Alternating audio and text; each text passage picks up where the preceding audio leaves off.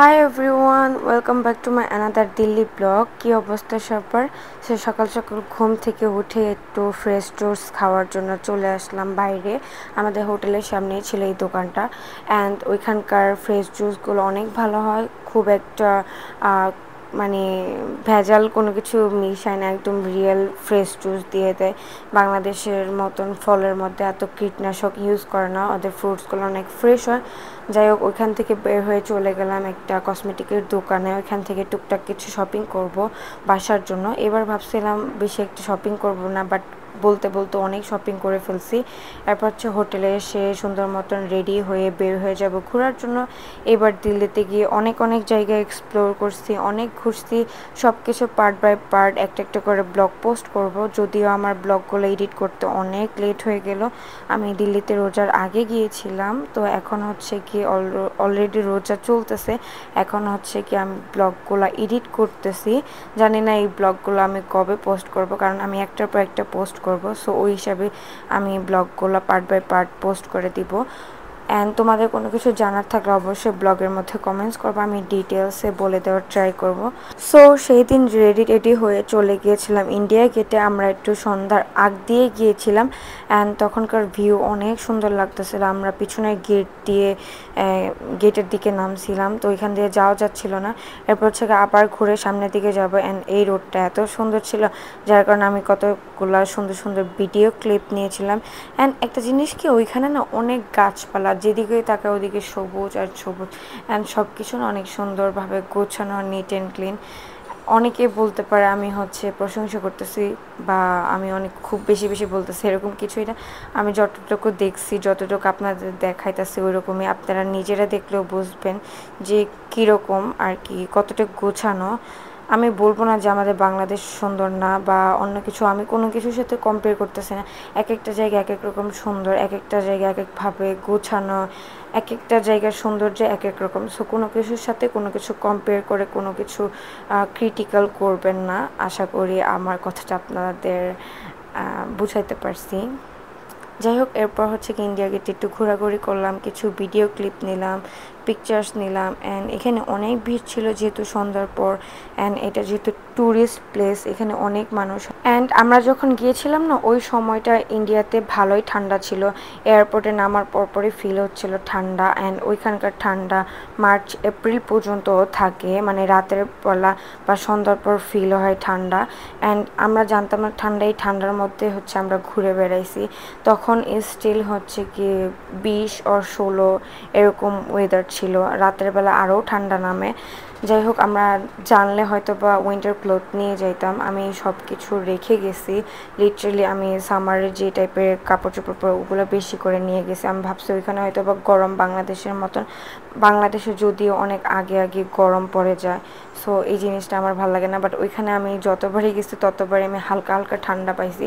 মানে ঘুরে টুরে অনেক ভালো লাগছে, এনজয় করতে পারছি, ভালো মতন ঘুরতে পারছি। সো একটু পরে বের হয়ে যাব।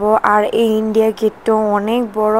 হাঁটতে হাঁটতে লিটারেলি আমার পা ব্যথা হয়ে গেছে। ভাগ্য ভালো আজকে আমি একটা স্লিপার পরে বের হয়েছি। দেন ওইখান থেকে বের হয়ে চলে যাব একটা নতুন প্লেসে। অ্যান্ড এটা হচ্ছে কাইন্ডা পুরান ঢাকার মতন, একদম চিপি চাপি গলি, একদম কাইন্ডা পুরান ঢাকার মতনই। অ্যান্ড এই জায়গাটার নাম হচ্ছে জামা মসজিদ। ওই পাশে একটা অনেক পপুলার হচ্ছে একটা মসজিদ ছিল, যেটা শাহজাহান বানাই দিয়ে গেছে। অ্যান্ড মসজিদটা অনেক সুন্দর, যদিও আমি যাইতে পারিনি, অনেক ভিড় ছিল। অ্যান্ড ঠান্ডায় লিটারেলি আমি কাঁপতেছিলাম। দেখেন সবাই উইন্টার ক্লোথ পরা, বাট আমি একদমই কোনো শীতের জামাকাপড় পরিনি, একদম পাতলা জামাকাপড় পরা ছিলাম, যার কারণে অনেক ঠান্ডা লাগতেছিল। অ্যান্ড এখানে সবাই হচ্ছে শীতের জামাকাপড় পরে লিটারালি কাঁপতে কাঁপতে যাইতেছিল। যাই হোক, এটা দেখেই তো আমার কেমন জানি লাগতেছে, আরও বেশি ঠান্ডা লাগতেছিল। তো ঘুরতে ঘুরতে চলে গেলাম হচ্ছে আসলাম চিকেনে। এটা হচ্ছে কি দিল্লির মানে জামা মসজিদের ওই সাইডের বিখ্যাত একটা রেস্টুরেন্ট, যেখানে বাটার চিকেন মানে চিকেনের যত আইটেম আছে সব অনেক ভালো ভালো পাওয়া যায়। এরপর হচ্ছে এই পাশেই ছিল মহব্বতের শরবতের একটা দোকান। তো ওইটা আমরা পরে যাব, আগে হচ্ছে আসলাম চিকেনে ঢুকবো, মানে এই রেস্টুরেন্টে যাব।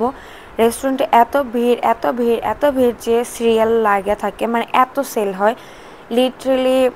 বলার বাইরে, মানে এত এত মানুষ। আমরা দাঁড়াইছিলাম 10 মিনিট 20 মিনিটের মতন, আর আমি বসে বসে ওয়েট করতেছিলাম। এন্ড এখানে অনেক কিউট কিউট বেবিস ছিল, যেখানে বেবিস ওইখানে আমি থাকি। তো ওদের সাথে কতক্ষণ মজা করলাম, গল্প করলাম। এরপর হচ্ছে আমরা খাবার অর্ডার দিলাম। আমরা মেনলি গিয়েছিলাম এই বাটার চিকেনের জন্য, মানে অথেন্টিক অরিজিনাল যে বাটার চিকেন ওইটা খাওয়ার জন্য গিয়েছিলাম। বাংলাদেশে এখন পর্যন্ত আমি বাটার চিকেন ট্রাই করিনি, একদম ফর দ্য ফার্স্ট টাইম লাইফে মানে এরকম অরিজিনাল বাটার চিকেন ট্রাই করলাম। ভাই বাটার চিকেন যে এত মজা হয়, ওই জায়গার বাটার চিকেন না খাইলে তো কোনো দিন বিলিভই করতাম না। একদম অরিজিনাল।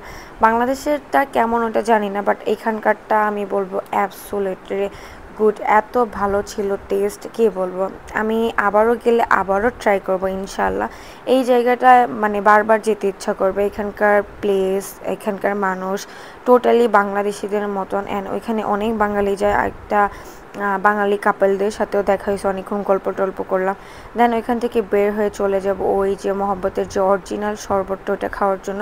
বাংলাদেশেও এটার অরিজিনালটা পাওয়া যায় না, অ্যান্ড আমরাও এরকম পারফেক্টলি বানাইতে পারি না। সো ফাইনালি আমার এইবার অরিজিনাল মহব্বতের শরবতও খাওয়া হয়ে গেল। এটা খাওয়ার অনেক দিনের ইচ্ছা ছিল, অ্যান্ড আমি সবসময় ভাবতাম যে এটা আমি যেখানে পাবো সেখানে খাবো, মানে ফাইনালি পেয়ে গেলাম।